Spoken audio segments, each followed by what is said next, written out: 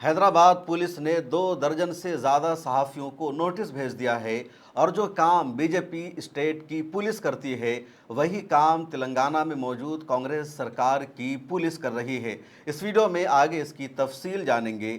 बड़े मशहूर आलिम दीन थे मौलाना सैयद सलमान हुसैनी नदवी, आज उनका इंतकाल हो गया। आगे इनकी ज़िंदगी की भी तफसीलात जानेंगे। एक और सच्चाई सामने आ गई है।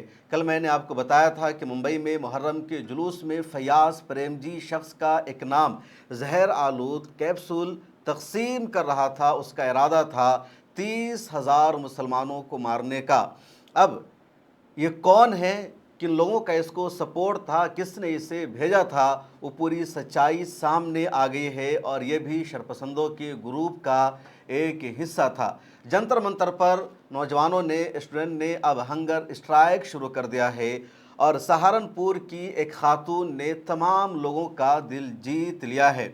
बेल्जियम का एक नौजवान साइकिल से उम्रा करने जा रहा है और तुर्की में पहुंचकर उसने अपने जिन ख्यालात का इजहार किया, उसने दुनिया भर के मुसलमानों का दिल जीत लिया है। इसके अलावा कुछ और अहम खबर है जिसका इस वीडियो में हम तस्करा करेंगे, तफसील से जानेंगे। गज़ापट्टी के हालात भी बहुत ज़्यादा ख़राब हो चुके हैं, लेकिन एक अच्छी बात यह है कि गज़ापट्टी तक अब इमदादी सामान पहुँचाना आसान हो गया है। उम्मा सेवा ट्रस्ट ने भी गज़ापट्टी तक इमदादी सामान पहुंचाना शुरू कर दिया है। अगर आप भी गज़ापट्टी के मज़लूमीन की मदद करना चाहते हैं, उन तक इमदादी सामान पहुंचाना चाहते हैं, तो उम्मा सेवा ट्रस्ट के ज़रिए आप अपनी इमदाद गज़ापट्टी के मज़लूमीन तक पहुंचा सकते हैं। डिस्क्रिप्शन में और यहाँ पर उम्मा सेवा ट्रस्ट के अकाउंट की डिटेल्स मौजूद है। और आइए अब जानते हैं खबरें तफसील से।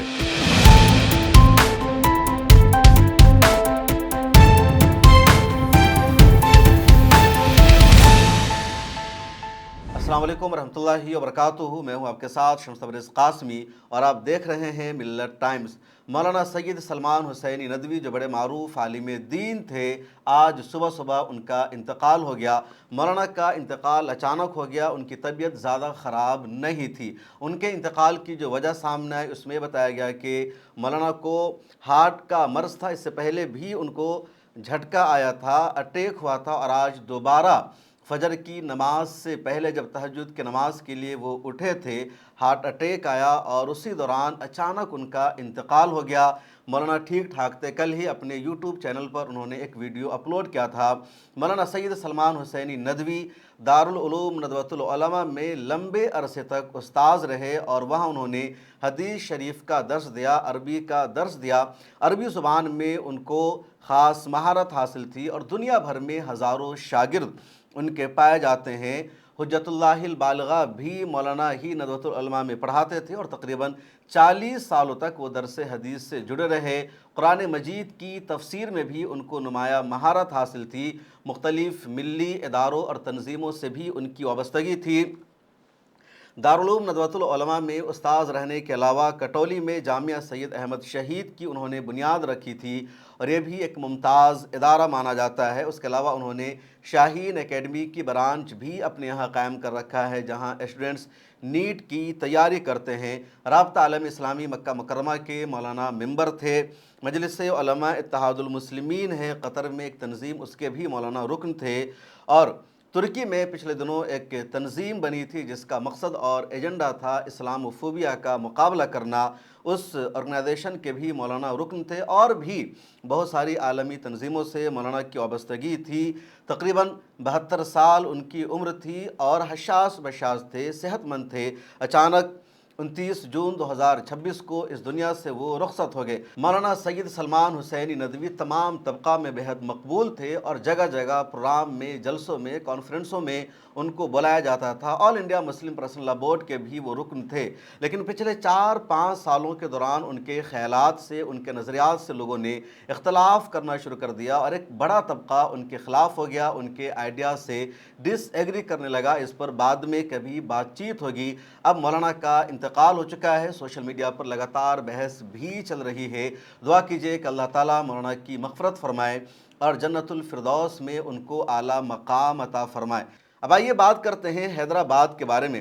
हैदराबाद के बारे में कल मैंने आपको खबर बताई थी और ख़बर ये थी कि हैदराबाद में एक स्कूल है, भारत चंद स्कूल। उस स्कूल में उर्दू के टीचर हैं मोहम्मद आमिर। अब बीजेपी का जो टाउन प्रेसिडेंट है निज़ामाबाद का, वो स्कूल जाता है और पुलिस की मौजूदगी में वो टीचर पर हमला करता है, उनको थप्पड़ रसीद करता है।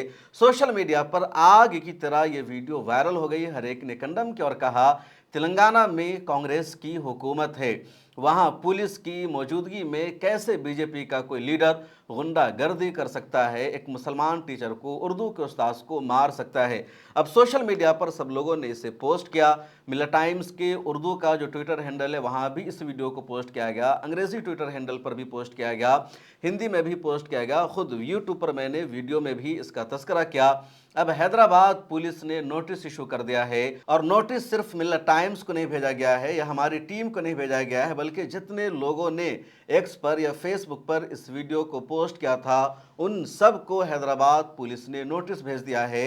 जिन लोगों को नोटिस भेजा गया है उसमें मशहूर जर्नलिस्ट मोहम्मद जुबैर का नाम भी शामिल है, करिश्मा अजीज़ का नाम शामिल है, दूसरे जो मीडिया हाउसेज हैं, जर्नलिस्ट हैं जिन्होंने इस वीडियो को पोस्ट किया, उन सब को हैदराबाद पुलिस ने नोटिस भेज दिया है। आप पूरी लिस्ट यहाँ स्क्रीन पर देख सकते हैं। अब ये काम अब तक बीजेपी सरकार की पुलिस करती रही है। जैसे पिछले दिनों वेस्ट बंगाल में हुए वायलेंस और तशद्दुद का मामला मैंने उठाया तो वेस्ट बंगाल पुलिस ने मुझे नोटिस भेज दिया, वीडियो को डिलीट करने का मुतालबा किया, एफआईआर की कार्रवाई की धमकी दी गई। तेलंगाना सरकार से, वहाँ की पुलिस से ऐसी उम्मीद नहीं थी क्योंकि तेलंगाना में कांग्रेस की हुकूमत है। ऑल इंडिया मजलिस इत्तेहादुल मुस्लिमीन का गढ़ भी हैदराबाद है, तेलंगाना उनका गढ़ है। अब वहाँ की पुलिस भी यही चाहती है कि वहाँ अगर कोई गुंडागर्दी हो रही है, किसी पर जुल्म हो रहा है, किसी को मारा जा रहा है तो खबर ना पहुँचे, लोग उसके बारे में गुफ्तगू न करें, उस पर ख़बर न बन सके, तो जो रियलिटी और सच्चाई को छुपाने की आदत बीजेपी हुकूमतों को लगी हुई है, अब उसी नक्शे कदम पर कांग्रेस सरकार भी चल रही है, तेलंगाना की हुकूमत चल रही है और इसीलिए लोगों ने सवाल उठाना शुरू कर दिया। मोहम्मद जुबैर ने भी नोटिस को मेंशन किया अपने एक्स अकाउंट पर और उन्होंने लिखा कि इस वीडियो को पोस्ट करने की वजह से हैदराबाद पुलिस ने नोटिस भेज दिया है और मुतालबा किया है कि आप इसको डिलीट कर दीजिए। अब बात करते हैं इस शख्स के बारे में। इसको आपने जान लिया है, पहचान लिया है, इसका नाम है फयाज प्रेम जी। ये वही है जो मुंबई में मुहर्रम के जुलूस में जहर आलूद कैप्सूल तकसीम करने गया था और इसका एजेंडा था 30,000 मुसलमानों को मारना। अब ये कौन है वो सच सामने आ गया है। ये एक्स मुस्लिम है और लगातार मुसलमानों के ख़िलाफ़ जो ग्रुप नफ़रत फैलाता है, जहर फैलाता है, जिसका एजेंडा है इस्लाम में कमी निकालना, शरीयत में कमी निकालना, उस ग्रुप का ये हिस्सा रहा है। उनके पॉडकास्ट में जाता रहा है, उनके लाइव शो में जाता रहा है। ये पहले शिया मुसलमान था और अब ये मुर्तद हो चुका है और अपने आप को ये एक्स मुस्लिम की कैटेगरी में रखता है। इसने एक इंटरव्यू के दौरान खुद ये इतराफ़ कर रखा है कि ये पिछले सालों में 18 से 20 मरतबा ईरान गया, इराक़ गया, लगातार इसका वहाँ आना जाना था। उसके बाद फिर पैसे के लालच में या किसी और वजह से ये मुर्तद हो जाता है और एक्स मुस्लिम का जो इन दिनों एक फितना चल रहा है, जिसको आरएसएस की और दूसरे ग्रुप की सरपरस्ती हासिल है, उससे जुड़ जाता है और इसके बाद ये मुसलमानों के ख़िलाफ़ नफ़रत फैलाने लगता है। और इसी मुहिम के तहत ये मुंबई में जहर आलू 14,000 से ज़्यादा कैप्सूल लेकर पहुंच गया था। इसकी कुछ पुरानी वीडियो सोशल मीडिया पर वायरल हो रही है। मोहम्मद जुबैर ने भी इसकी कुछ वीडियो को शेयर किया है। मधु किशोर एक महिला है जिसने वज़ीर-ए-आज़म नरेंद्र मोदी के बारे में कई संगीन इल्ज़ामात लगा रखे हैं। हालांकि उसके ख़िलाफ़ अभी तक एक्शन नहीं हुआ, लेकिन जिन लोगों ने उसके ट्वीट को रीट्वीट कर दिया था या उस पर कोई कमेंट कर दिया था, उनको पुलिस ने गिरफ्तार करके जेल में भेज रखा है। तो उस मधु किशोर के पॉडकास्ट में ये शख्स जाता है, बातचीत करता है।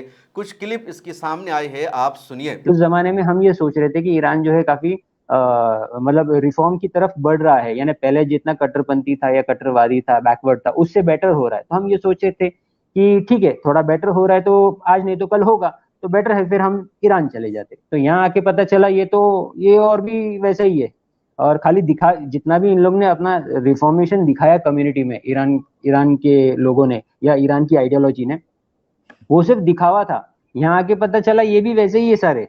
ये भी वही डर्टी पॉलिटिक्स, वही दिखाने के लिए, सिर्फ कैसे इंटरनेशनल लोग, इंटरनेशनल कम्युनिटी में दिखाने के लिए या मीडिया में दिखाने के लिए कि नहीं नहीं हम रिफॉर्म कर रहे हैं इस तरह से। तो वो तो वैसे ही सब दिखावा था। फिर यहाँ आके पता चला यहाँ तो ये उससे भी बदतर हाल है। ये चलो वहां तो ऐसा है कि भाई रिलीजन हमारा इराक और ईरान से आता है तो लोग वहां से दूर है, तो इनमें ज्यादा एथिक्स नहीं है, लोग इतने खराब है। लेकिन यहाँ आके पता चला ये तो यहाँ तो ये गढ़ है, उसके बावजूद ये इतने बुरे है। तो फिर हमारा, फिर मेरा तो दिल उठ गया और फिर रिसर्च किया, फिर बहुत सारा, फिर मैंने अपने खुद से रिसर्च किया। उसमें भी सब में मुझे पता चलने लग गया कि ये तो बहुत बड़ा फ्रॉड और स्कैम निकला। और हमारी पूरी लाइफ तो इसके पीछे खराब हो गई, यानी हमारी लाइफ का जो पीक था वो इसके पीछे ही खराब हो गया। फिर मैंने जो है क्या बोलते हैं, फिर मैंने छोड़ दिया और अभी इस्लाम में तो बिलीव नहीं करता हूँ।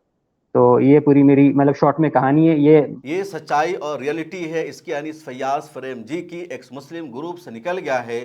तो अब पुलिस ने इस पर यूएपीए नहीं लगाया है, पुलिस ने इस पर एनएसए नहीं लगाया है, बल्कि पुलिस का कहना है इसका दिमागी तवाज़ुन ठीक नहीं है, ये पागल है और इसलिए पागलपन में इसने ये सब किया और अब इसके खिलाफ सख्त एक्शन नहीं लिया जा रहा है।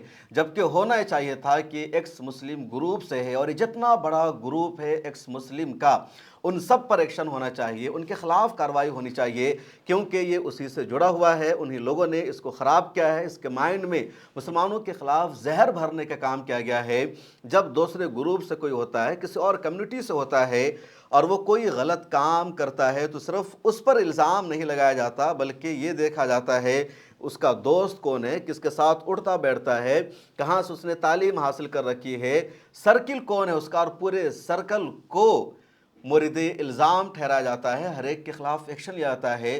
तो अब फैयाज प्रेम जी का जो पूरा सर्कल है, इसका जो पूरा ग्रुप है, जिनके पॉडकास्ट में जाता है, लाइव शो में जाता है, जहां ये इस्लाम के ख़िलाफ़ बातें करता है, जहां से इसके जहन में नफ़रत पैदा हुई है, उन सब पर एक्शन क्यों नहीं लिया जा रहा है? उनके अकाउंट को भी बैन नहीं किया जा रहा है, उनके यूट्यूब चैनल के खिलाफ भी कोई एक्शन नहीं लिया जा रहा है, कहीं कोई चर्चा नहीं। और मीडिया से अब ये खबर गायब हो चुकी है जैसे ही ये बात सामने आ गई कि ये एक्स मुस्लिम है, मुर्तद हो चुका है। जब तक ये एक्सपोज नहीं हुआ था, मीडिया में खबर चल रही थी कि देखो शिया होकर, मुसलमान होकर अपने ही लोगों को मारने गया था। अब बात करते हैं राम मंदिर की। राम मंदिर में जो चंदा चोरी हुई है, जो घोटाला हुआ है, वो मामला सुप्रीम कोर्ट तक पहुंच गया है और सुप्रीम कोर्ट में पिटीशन दायर की गई थी फौरी तौर पर सुनवाई की जाए। और मुतालबा यह किया गया था पिटीशन में कि जो चंपत राय है, जो अनिल मिश्रा है, जो गोपाल राय है और जो अहम तरीन लोग हैं, जो योगी आदित्यनाथ के करीबी हैं या पीएम मोदी के करीबी हैं, बीजेपी और आरएसएस से जिनके नज़दीकी ताल्लुकात हैं, इनके खिलाफ एक्शन लिया जाए, इनके खिलाफ कार्रवाई की जाए। क्योंकि जिन 8 अफराद को गिरफ्तार किया गया है वो निचले दर्जे के कर्मचारी हैं, लेकिन सुप्रीम कोर्ट ने फौरी तौर पर सुनवाई करने से इनकार कर दिया। सुप्रीम कोर्ट का कहना है कि इसमें इतनी जल्दबाजी क्या है। दूसरी तरफ अपोजिशन का हंगामा बढ़ता जा रहा है। एसआईटी की जो रिपोर्ट सामने आई है उसमें यह दावा सामने आया है, कहा गया है कि 42 दिनों में 70 बार राम मंदिर को लूटा गया, चंदा चोरी की गई। सीसीटीवी में बाज़ाब्ता फुटेज और तस्वीरें मौजूद है। और जैसे ही एसआईटी की रिपोर्ट से पता चला कि 42 दिनों में 70 बार चोरी हुई है राम मंदिर में, अपोजिशन का हमला और अटैक बढ़ गया है। कहा जा रहा है कि महमूद गजनवी ने 27 सालों में 17 मरतबा सोमनाथ मंदिर को लूटा था, लेकिन बीजेपी और आरएसएस के दौर में तमाम रिकॉर्ड टूट गए हैं। पवन खेड़ा की इस वीडियो को आप सुनिए। क्यों बीजेपी और आरएसएस को आप बधाई दे सकते हैं, मुबारक दे सकते हैं। उन्होंने महमूद गजनी का रिकॉर्ड तोड़ दिया। इतिहास में हम पढ़ते हैं कि 27 सालों में महमूद गजनी ने 17 बार हमारे मंदिरों को लूटा। आपकी आंखों के सामने इतिहास नया लिखा जा रहा है, जहां भाजपा और संघ से जुड़े हुए लोग 43 दिनों में 70 बार अयोध्या के प्रभु राम के मंदिर को लूट चुके हैं, रिकॉर्ड बना चुके हैं। किसको बचाया जा रहा है? अब सवाल यह है। एसआईटी गठन हुई, साइड एक्टर्स को गिरफ्तार कर लिया गया, सैकड़ों करोड़ों की चोरी हुई, लेकिन 85 लाख दिखा दिया गया, बरामदगी दिखा दी गई। लेकिन असली किरदार किसका है? कौन प्रोड्यूसर है, कौन डायरेक्टर है? एक अकेला ऐसा बड़ा मंदिर है इस देश का जिसको संघ सीधे सीधे देखता है, संघ की निगरानी में चलता है, प्रधानमंत्री कार्यालय देखता है। बड़े बड़े साधु संतों को ट्रस्ट से बाहर कर दिया गया ताकि ट्रस्ट में संघ से जुड़े हुए लोग रहें, पीएमओ का एक चहेता अधिकारी निपेन मिश्रा, इन सबको क्यों बचाया जा रहा है? एक चंपत चुनाव आयोग के 45 दिन में सीसीटीवी फुटेज को कैसे गायब किया उन्होंने नियम बदल के, एक चंपत ये, इन्होंने भी ठीक वही किया, 45 दिन में सीसीटीवी फुटेज गायब। एसओपीज क्या हैं? एसओपीज ये हैं कि जो पैसा गिनता है चढ़ावे का, उसकी कपड़ों में जेबें नहीं होनी चाहिए। चंपत राय जी ने अपने ड्राइवर को इस काम पे लगाया जिसके कपड़ों में, कुर्ते में चोर जेब थी। ये हो क्या रहा है? ये लोग धर्म के नाम पर, उस भगवान के नाम पर जिनको हम मर्यादा पुरुषोत्तम कहते हैं, जिन्होंने सिद्धांत को बचाने के लिए सत्ता को लात मार दी थी, ठुकरा दिया था, 14 वर्ष का वनवास भोगा था, ये लोग उस भगवान के नाम पर सत्ता पे काबिज हैं। उस भगवान के नाम पर, उनके नाम पर जो चढ़ावा आता है उसको चुराते हैं। और ये चढ़ावा लोग पेट काट काट कर, पैसा बचा बचा कर तीर्थ पे जाते हैं और उसमें दान पेटी में अपना पैसा डालते हैं, पूरी आस्था के साथ, पूरे विश्वास के साथ, पूरे भरोसे के साथ। आज वो आस्था, वो भरोसा, वो विश्वास नरेंद्र मोदी जी और मोहन भागवत जी आपने तोड़ा है। ये देव द्रव्य का जो चोरी है ना, ये शास्त्रों में भी कहा है वो कभी माफ नहीं हो सकती। आप देव द्रव्य के चोर माने गए हैं, आप पर वो पाप है। और इसी तरह का टेक दूसरे लोगों ने किया है। संजय सिंह ने अपनी एक पुरानी वीडियो को सोशल मीडिया पर शेयर किया जो उनके पार्लियामेंट की स्पीच है, और उन्होंने कहा, मैंने पहले ही कहा था बीजेपी चंदा चोर है, और अब बीजेपी की चंदा चोरी का पूरा प्रूफ और सबूत मिल गया है। अरे बैठ जाओ, राम मंदिर का पैसा खाते हो। अरे चंदा चोरो बैठो, चंदा चोरो बैठो, चंदा चोरो बैठो, बैठो चंदा चोरो, चंदा चोरो बैठ जाओ, चंदा चोर हो तुम लोग। आप तो वो लोग हैं जिन्होंने प्रभु श्री राम के मंदिर में भी घोटाला किया। मान्यवर, प्रभु श्री राम के मंदिर के ये लोग राम मंदिर में घोटाला करने वाले लोग हैं, राम मंदिर की जमीन का चंदा खाने वाले लोग हैं सर ये लोग। अपोजिशन का हमला बढ़ता जा रहा है और राम मंदिर के मामले में नैरेटिव की लड़ाई में बीजेपी कमजोर पड़ चुकी है। बीजेपी के पास कोई जवाब नहीं है। जो साधु संत है अब लगातार वो भी धमकियां दे रहे हैं और मुतालबा कर रहे हैं फौरी तौर पर एक्शन होना चाहिए। एक वीडियो सामने आई है अयोध्या से, वहां के तमाम वकीलों ने भी एक मीटिंग की है और सरकार को टाइम दिया है, अल्टीमेटम दिया है, इतने दिनों में एक्शन हो जाना चाहिए वरना फिर तमाम वकील ही फैसला करेंगे। अनिल मिश्रा को बोल रहा हूं 3 दिन के अंदर अयोध्या छोड़ के चले नहीं जाए और या तो जेल इनको भेजा जाए। अगर ऐसी परिस्थिति नहीं होगी तो हम पूरा अयोध्या जाम कर देंगे, किसी को अयोध्या से कुछ नहीं होगा। आपने सुना इस वीडियो को। इस तरह की और भी बहुत सारी क्लिप सोशल मीडिया पर वायरल हो रही है और बीजेपी की तरफ से कुछ भी नहीं बोला जा रहा है। सुप्रीम कोर्ट से उम्मीद थी, लेकिन सुप्रीम कोर्ट ने फौरी तौर पर सुनवाई करने से ही इनकार कर दिया है। और अब बात करते हैं यूरोप के इस नौजवान की। यूरोप के बेल्जियम से इस नौजवान का ताल्लुक़ है और आज से 8 साल पहले इसने इस्लाम कबूल किया था।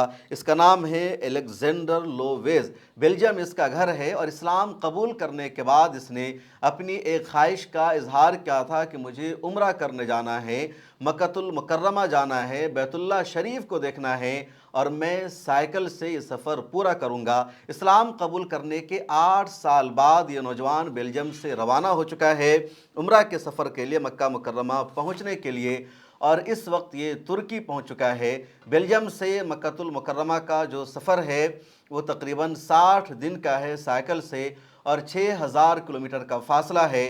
3000 किलोमीटर का फासला इस नौजवान ने तय कर लिया है और मज़ीद 3000 किलोमीटर का सफ़र बाकी रह गया है। बेल्जियम से जो रास्ता मक्का को पहुंचेगा तो रास्ते में कौन कौन से ममालिक आएंगे आप स्क्रीन पर देख सकते हैं। बेल्जियम के बाद जर्मनी आएगा, जर्मनी के बाद ऑस्ट्रेलिया, उसके बाद हंगरी, फिर सर्बिया, उसके बाद बल्गेरिया, तुर्की, सीरिया, इराक़, जॉर्डन और सऊदी अरबिया। तो ये पूरा साइकिल का रूट है या कह लीजिए पैदल का रास्ता है। बेल्जियम से 6000 किलोमीटर का फासला तय करके ये नौजवान अब मक्कातुल मुकर्रमा उम्रा करने जा रहा है। इस वक्त ये तुर्की में मौजूद है और तुर्की का मशहूर मीडिया हाउस TRT उन्होंने इसका इंटरव्यू किया है और इसने दिल जीतने वाली बात कही है कि मैंने इस्लाम को इस वजह से कबूल किया, अपनाया क्योंकि इस्लाम सच्चा मज़हब है, हकीकत पर मबनी रिलीजन है और ये अभी सिर्फ 26 साल का नौजवान है। 8 साल पहले इसने इस्लाम कबूल कर लिया था, तो सोचिए उस वक्त इसकी कितनी एज रही होगी। और कोई ज़बरदस्ती नहीं, कोई दबाव नहीं। कल एक तफसीली वीडियो में मैंने आपको बताया कि फीफा वर्ल्ड कप तबलीग इस्लाम का सबसे बड़ा ज़रिया बन चुका है। दुनिया का सबसे बड़ा इवेंट भी फीफा वर्ल्ड कप होता है। साल 2022 में जब कतर में फीफा वर्ल्ड कप हुआ, उस मौका पर भी हज़ारों यूरोप के शहरियों ने, सेलिब्रिटीज़ ने इस्लाम को अपनाया। और 2026 में जब अमेरिका, कनाडा और मेक्सिको में मुश्तरका तौर पर फीफा वर्ल्ड कप हो रहा है, तो इस मौका पर भी जो मुबल्लिगीन हैं, जिनकी दिलचस्पी है दावत व तबलीग में, उन्होंने दावा टूर शुरू कर रखा है। मुख्तलिफ़ लोगों तक, सेलिब्रिटीज़ तक इस्लाम का पैगाम पहुँचा रहे हैं और वो लोग दामने इस्लाम में आ रहे हैं। उस वीडियो को आपने नहीं देखा है तो ज़रूर देख लीजिए कि किन लोगों की मेहनत की वजह से फीफा वर्ल्ड कप में अब तक 400 लोगों ने इस्लाम कबूल कर लिया है और ये सिलसिला जारी है। और अब बात करते हैं एक और अहम खबर के बारे में। खबर यह है कि अफ़गानिस्तान पर पाकिस्तान ने एक मरतबा फिर हमला कर दिया है और पाकिस्तान अपनी इन हरकतों से बाज नहीं आता है। जब भी पाकिस्तान में कोई धमाका होता है, कहीं पर पटाखा फूटता है, कहीं पर कोई फायरिंग होती है, तो सीधे सीधे पाकिस्तान की हुकूमत तालिबान की हुकूमत को ज़िम्मेदार ठहराती है और अफ़गानिस्तान पर पाकिस्तान का हमला शुरू हो जाता है। एक मरतबा फिर रात में, यानी गुज़िश्ता रात में ही पाकिस्तान ने अफ़गानिस्तान के मुख्तलिफ़ इलाक़ों पर हमला कर दिया, जिसमें 36 आम शहरियों की हलाकत हो गई है और 163 ज़ख्मी हो गए हैं। ये अफ़गानिस्तान की तालिबान हुकूमत का दावा है। उधर पाकिस्तान का दावा यह है कि जो शिद्दत पसंद हैं, जो शरपसंद अनासिर हैं, उनकी पाकिस्तान के हमले में मौत हुई है। अफ़गानिस्तान और पाकिस्तान के दरमियान पिछले दिनों में लड़ाई हुई थी, उसके बाद जंगबंदी हुई, मुआहदा हुआ। तुर्की और कतर ने सालसी का फरीज़ा अदा किया था। इसके बावजूद भी जब पाकिस्तान को मौका मिलता है वो अफ़गानिस्तान पर हमला कर देता है। जिस तरह इज़राइल का जब दिल करता है वो गज़ा पट्टी पर हमला कर देता है, वेस्ट बैंक पर हमला कर देता है या लेबनान पर हमला शुरू कर देता है, क्योंकि इसराइल को पता है कि लेबनान जवाबी कार्रवाई नहीं कर सकता, उसके पास पावर नहीं है, या गज़ा जवाबी कार्रवाई नहीं कर सकता, वेस्ट बैंक से उस पर हमला नहीं हो सकता। इसी तरह अफ़गानिस्तान की कमज़ोरी का पाकिस्तान इन दिनों फ़ायदा उठा रहा है। अफ़गानिस्तान की एयरफोर्स अभी तकरीबन न के बराबर है। अफ़गानिस्तान कोशिश कर रहा है और पाकिस्तान की एयरफोर्स मजबूत है, तो उसका सहारा लेकर वो लगातार अफ़गानिस्तान पर हमले कर रहा है। पाकिस्तान को जो एक बरदर मुल्क होने का किरदार अदा करना था, वो किरदार अफ़गानिस्तान के मामले में पाकिस्तान अदा नहीं कर रहा है। पाकिस्तान चाहता है अफ़गानिस्तान उसकी कॉलोनी बनकर रहे, उसकी फ़ॉरेन पॉलिसी पाकिस्तान की फ़ॉरेन पॉलिसी के मुताबिक काम करे, जबकि अफ़गानिस्तान चाहता है कि वो एक आज़ाद मुल्क के तौर पर रहे, आज़ादाना फ़ॉरेन पॉलिसी को इख्तियार करे। और इसी वजह से अफ़गानिस्तान का रिश्ता अगर इंडिया से बेहतर होता है या रूस से या चीन से, तो पाकिस्तान को बर्दाश्त नहीं होता और पाकिस्तान हमला शुरू कर देता है। अब बात करते हैं सबसे अहम खबर के बारे में। खबर यह है कि जंतर मंतर पर कॉकरोच जनता पार्टी का एहतजाज जारी है और अब कॉकरोच जनता पार्टी ने कल से यानी 28 जून से हंगर स्ट्राइक शुरू कर दिया है। भूख हड़ताल का उन्होंने आगाज़ कर दिया है। सोनम वांगचुक जो लद्दाख के मशहूर एक्टिविस्ट है, उन्होंने भी भूख हड़ताल को ज्वाइन कर लिया है। मिला टाइम्स के जर्नलिस्ट मोहम्मद सिराज कल जंतर मंतर पर गए थे, वहाँ लोगों से उन्होंने बातचीत की। क्या कुछ लोगों ने कहा, आप सुनिए। क्या नाम है आपका? सुशील भट्ट और मैं उत्तराखंड हल्द्वानी से हूँ जी। उत्तराखंड से हैं जी। आपने इतनी गर्मी में एक कोट पहन रखा है, क्या राज है, क्या कहना चाहते हैं? देखिए, छात्रों का आंदोलन चल रहा है, युवाओं का आंदोलन चल रहा है और सबसे बड़ी बात है सोनम वांगचुक आज से अनशन पर है और मैंने भी ज्वालामुखी धारण कर रखा है क्योंकि बहुत गर्म हो रहा है इससे। सबसे बड़ी बात है इतनी गर्मी में ये धारण करना ये आम आदमी की बस की बात नहीं है जी। और सबसे बड़ी बात यह है कि मैं छात्रों के लिए यहाँ पर आया हूँ और जो धर्मेंद्र प्रधान है वो कुंभकर्ण की नींद सो रहे हैं। देखिए पीछे, देखिए, दिखाइए। अच्छा जी, और मैंने उनके इस्तीफे की मांग नहीं की है, मैंने उनको राजगद्दी छोड़ने को कहा है क्योंकि अपने आप को राजा समझते हैं। दरअसल मैं भी पहले लंका का ही एक हिस्सा था, यानी कि भाजपा में था और 11 साल पहले मुझे लंका से सिर्फ इस बात पर निकाल दिया गया कि मैंने वहाँ लोकतंत्र की बात की, पार्टी में जो लोकतंत्र होता है, कार्यकर्ताओं के सम्मान की बात कही और मैंने कहा कि काबिल लोगों को संगठन में जिम्मेदारी मिलनी चाहिए। इतनी भर बात से मुझे निष्कासित कर दिया गया लोकतांत्रिक तरीके से, जबकि मैं 3 बार सक्रिय सदस्य था, पार्टी का प्रदेश का पदाधिकारी था। बड़ा दुर्भाग्यपूर्ण है कि मुझे लोकतंत्र की लड़ाई लड़नी पड़ी भाजपा में और मुझे निकाल दिया गया। तो मुझे ऐसा महसूस हुआ जैसे अहंकारी रावण ने भरे दरबार से विभीषण को लात मारकर निकाल दिया और विभीषण उसके बाद राम की तलाश में गए। क्योंकि आप उत्तराखंड से हैं तो मैं एक सवाल करना चाहूँगा, उत्तराखंड की जो शिक्षा व्यवस्था है और जो मौजूदा राजनीतिक हालात हैं उसको लेकर आप क्या महसूस करते हैं? देखिए, पूरे देश में अब आरएसएस का क्या कहते हैं, उन्हीं का वो चलता है। सबसे बड़ी बात यह ना, जो पाठ्यक्रम है तो बड़ा दुर्भाग्यपूर्ण है कि अब संघ के हिसाब से ही पढ़ाई लिखाई होगी इस देश में। मतलब देश का सारा इतिहास भूगोल कह रहे हमें गलत पढ़ाया गया और हम अभी अभी नए नई जगह हैं। बड़ा दुर्भाग्यपूर्ण है और निश्चित रूप से सारे देश में शिक्षा व्यवस्था का तो वही हाल है। शिक्षा मंत्री को अगर आप 13 का पहाड़ा पूछ लो, 13 का पहाड़ नहीं बता पाएगा। तो ऐसे लोग शिक्षा मंत्री बड़ा दुर्भाग्यपूर्ण है। और ये तो मंत्री आप समझिए कि चमचागिरी करके बनते। भाजपा में अगर मंत्री बनना, आरएसएस की चमचागिरी करिए। अगर आप आरएसएस की चमचा हो तो आप राज्य मंत्री का, आप प्रधानमंत्री, आप मुख्यमंत्री, आप कुछ भी बन सकते हैं। मुख्यमंत्री को लेकर क्या राय है जो पुष्कर सिंह धामी जी हैं? मुख्यमंत्री जब तक मोदी जी का फोटो लगाते रहेंगे तब तक मुख्यमंत्री बने रहेंगे। जी जी। और इस प्रोटेस्ट में हर कोई अपने हिसाब से योगदान दे रहा है। हमारे सामने एक पोर्ट्रेट बनाया जा रहा है। और आपका नाम क्या है? मेरा नाम श्वेता गौतम है। श्वेता गौतम, हम पिछले 1 घंटे से देख रहे हैं, इसमें लगातार वो मेहनत कर रही हैं, पोर्ट्रेट बना रही हैं जिसमें वो खुद ही हमको समझाएंगी कि क्या वो दिखाना चाह रही हैं इस तस्वीर के जरिए। तो आइए बात करते हैं, कहाँ से हैं आप? मैं दिल्ली से हूँ, खिचड़ीपुर से। ये पोर्ट्रेट बनाकर क्या दिखाना चाहती हैं, जरा दर्शकों को समझाएंगे। मैसेज क्लियर है, जो बच्चे स्टूडेंट ने सुसाइड किया है उनके बिहाफ पर है। नीट एग्जाम जैसे लीक हो रहे हैं लगातार, तो ये जस्टिफाई नहीं है। स्टूडेंट का फ्यूचर दांव पे लगा है, बच्चे सुसाइड कर रहे हैं, पेरेंट्स ने लोन लिया है, बच्चे सुसाइड करने पे मजबूर हो रहे हैं। करप्ट लोग यहाँ पे बैठे हैं, दर्शकों यहाँ पर समझाएंगे। जी बताएं। करप्ट लोग यहाँ पे बैठे हुए हैं तो इनका कुछ नहीं हो सकता है। और ये CGI हो गए हैं, तो ये सारी चीज़ें यहाँ पे दर्शाई गई है। बच्चा डिप्रेस है, कैसे आगे चलेगा, यहाँ पे सारी चीज़ें दर्शाई गई है। तो इसके जरिए सरकार को मैसेज देना चाहते हैं? डेफिनेटली सरकार मतलब अनएजुकेट के साथ गूंगी बहरी सब कुछ हो चुकी है। शायद इस पेंटिंग के माध्यम से वो जान पाए प्रोटेस्ट किस चीज़ से रिलेटेड हो रहा है। श्वेता जी, क्या करती हैं आप? वैसे मैं पार्ट टाइम पेंटिंग करती हूँ और जॉब करती हूँ अकाउंटेंट की। तो अभी जो देश के मौजूदा शिक्षा व्यवस्था है उसको लेकर क्या कहती है? देखिए, बेसिकली ये है कि शिक्षा का जो योगदान है वो आज की डेट में बहुत ज़्यादा होना चाहिए। अब यहाँ पे गवर्नमेंट शिक्षा पे ज़्यादा ध्यान देती नहीं है। हिंदू मुस्लिम और मंदिर पे चर्चा करवाने लग जाओ इनसे, और गोदी मीडिया बैठ चुकी है तो ठस कर दिया है सबका माइंड। जो अनएजुकेटेड है वो तो देखेंगे ही गोदी मीडिया को, तो वो अगर अच्छी तरीके से पत्रकारिता करे तो लोग काफ़ी ज़्यादा हमारा समझदार यूथ हो जाएगा और ज़्यादा जानकारी रखेगा। तो लगता है कि मीडिया का भी योगदान है इस पूरे चीज़ों को बिगाड़ने में? डेफिनेटली सबसे बड़ा योगदान तो मीडिया का ही है। घूसखोर मीडिया हो चुकी है, बायकॉट कर दो इन सबको देखने के लिए। बेसिकली ये है, इंस्टाग्राम है, सोशल मीडिया, यहाँ से आपको पता चलेगा देश में क्या हो रहा है। जो मुद्दे एक्चुअल में उठाने चाहिए ये नहीं दिखा रहे हैं। ये दिखा रहे मंदिर का ये निर्माण होना है, ये कमेटी टूटनी है, हिंदू मुस्लिम करवा लो, और कुछ नहीं है गवर्नमेंट के पास करने के लिए। हम देख रहे हैं कि पिछले कम से कम 2 घंटे से आप ये बना रही हैं, इतनी गर्मी में और बैठी हुई हैं, इतना मेहनत कहाँ से आता है, इतना हौसला?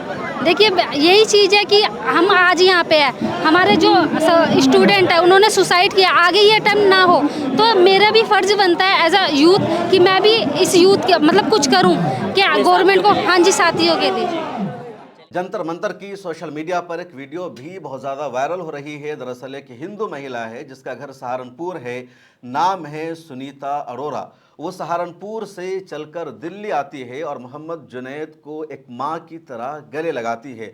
सुनीता अरोरा कहती है कि जब मैंने देखा कि मोहम्मद जुनैद यहाँ लोगों को पानी पिला रहे हैं, खाना खिला रहे हैं, सबकी सेवा कर रहे हैं, खिदमत कर रहे हैं, तो मुझसे बर्दाश्त नहीं हो सका और मैं सहारनपुर से चलकर जंतर मंतर पहुँची हूँ दिल्ली में, ताकि मैं जुनैद को गले लगा सकूँ और उसको ये बता सकूँ कि तुम अकेले नहीं हो, तुम मुसलमान हो, तुम्हारे सर पर टोपी, चेहरे पर दाढ़ी और तुमने कुर्ता पैजामा पहन रखा है, तो मुझे पता है इस लिबास से, इस पोशाक से और इस नाम से एक बड़ा तबका नफ़रत करता है, हेट करता है, लेकिन तुमने जो इंसानियत का काम किया है, तुमने जो प्रोटेस्टर्स की मदद की है, इसकी बुनियाद पर तुम्हारी कदर मेरे दिल में है और इसीलिए मैं सहारनपुर से गले लगाने तुम्हें आई हूँ। और ये वीडियो लगातार सोशल मीडिया पर वायरल हो रही है। मैं अपने बेटे जुनैद को सहारनपुर से लेके आई थी। मैंने कहा कि ये बच्चा बहुत अच्छा इंसान है, मोदी सबको खाना खिला रहे हैं और पानी से दूषित रखते हैं और खूब तरक्की है और हमारा भाईचारा बना रहे। भाईचारा जिंदाबाद, भाईचारा जिंदाबाद। बेटा हम आपके साथ है ना बेटा, कभी मत हमारे और थैंक यू अपने अभिजीत के साथ रहे। अभिजीत को पता है मोहम्मद बहुत अभिजीत को पता ना पीछे में थोड़ा हम आज मिल जाऊंगी आपने भाईचारा बना के रखना, ठीक है। इस माँ का ये आशीर्वाद है आपको, ठीक है बेटा। इस प्रोग्राम में इतना ही। आखिर में मैं आपसे फीडबैक लेना चाहूँगा कि ख़बर दर ख़बर का ये प्रोग्राम कैसा लग रहा है, जहां एक साथ कई अहम तरीन न्यूज़ को हम आपकी खिदमत में पेश कर रहे हैं। अगर आपको ख़बर बताने का ये फॉर्मेट पसंद है, हमारा ये प्रोग्राम आपको अच्छा लग रहा है, तो कमेंट सेक्शन में फ़ीडबैक दीजिए, कुछ लिखिए, ताकि इसको हम कंटिन्यू कर सके, रोज़ाना कर सके। और एक टाइम फ़िक्स हो जाएगा इस प्रोग्राम का, कितने बजे प्रोग्राम रोज़ाना रिलीज़ होगा। हमारी कोशिश होगी कि रोज़ाना की 5 से ज़्यादा अहम तरीन ख़बर को इस प्रोग्राम में ला सके। मुझे दीजिए इजाज़त। और आखिर में गुजारिश है कि मिलर टाइम्स की मेंबरशिप और सब्सक्रिप्शन ले लीजिए। डिस्क्रिप्शन में लिंक मौजूद है, यहाँ पर QR कोड मौजूद है, ताकि मिलर टाइम्स मजबूत हो, आगे बढ़ सके। 99 रुपये की, 299 की कोई भी एक सब्सक्रिप्शन ज़रूर लीजिए। मुझे दीजिए इजाज़त, मिलते हैं अगली वीडियो में। अल्लाह हाफ़िज़। अगर आप चाहते हैं कि मीडिया के मैदान में हमारी कोई आवाज़ बने, मिलर टाइम्स मजबूत हो और इसी तरह आज़ादी के साथ ये इदारा काम करता रहे, तो आपको इसकी मंथली मेंबरशिप और सब्सक्रिप्शन लेनी होगी। ज़्यादा नहीं, महीने में 99 या 299 की भी आप मेंबरशिप लेंगे, ये इदारा मजबूत बनेगा। आपकी आवाज़ को इसी तरह मिलर टाइम्स उठाता रहेगा। यहाँ एक QR कोड आपको दिख रहा है, इसको आप स्कैन कर सकते हैं, या डिस्क्रिप्शन में हमारी वेबसाइट का लिंक मौजूद है, उस पर क्लिक कीजिए। इस तरह का पेज खुलेगा आपके मोबाइल पर, जहाँ पहले अपना नाम लिखना है, जिस तरह कॉलम बना हुआ है फर्स्ट नेम एंड लास्ट नाम का। उसके बाद फ़ोन नंबर आपको लिखना है, उसके नीचे ईमेल ID आपको अपनी डालनी है, उसके नीचे I डिक्लेयर लिखा हुआ है, जहां आपको टिक कर देना है। नीचे आ जाएंगे, पे नाउ का बटन मौजूद है, जैसे ही आप क्लिक करेंगे UPI एप्लीकेशन खुल जाएगा, खा गूगल पे हो, फ़ोन पे हो, पेटीएम हो या कुछ और हो, और वहां से आगे जो पेमेंट का प्रोसेस है उसको कंप्लीट करना है। इस तरह आप मिलर टाइम्स के मेंबर और सब्सक्राइबर बन जाएंगे।